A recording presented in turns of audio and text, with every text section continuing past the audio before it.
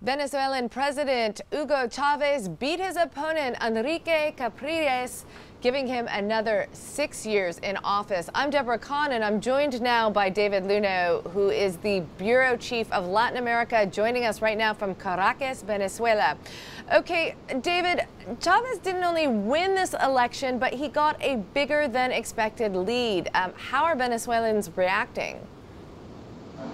Well, those who love Chavez are loving the result, and they've taken to the streets clad in their red Chavez shirts, waving Venezuelan flags, and they're very happy.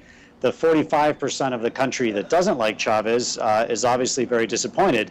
This means he's going to have another 6 years in power, and by the time he's done, he'll have been in power for at least 20 years. Okay, and of course, Venezuelans are facing a widening wealth gap, a soaring crime rate. What is it that Hugo Chávez promised the people in order for him to win this election? Well, Hugo Chávez's great success comes mostly from high oil prices.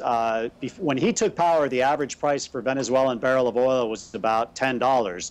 Now it's about $100. So he's gotten about $1 trillion in extra revenue over the last 10 years. And that spending goes a long way. He's actually done a good job of ensuring that some of the spending gets to the people. A lot of it doesn't. But he's built social programs that bring everything from free health care to housing for the poor. And that's made him very, very popular among many of the poor people here. Venezuela's income inequality has actually gone down a little bit since he's been in power. But inflation, price controls, and other things have created a bit of an economic mess. Okay, and obviously President Chavez has been very openly anti-American. And what do you say? What do you think this means going forward? Another 6 years of Chavez. I mean, still a rocky road with the U.S. Obviously, no? Yeah, he's really become the leader of the anti-American sentiment in Latin America and very much driven it. He's also the leader of sort of a populist group of governments here that include Argentina, Bolivia, Ecuador, Nicaragua.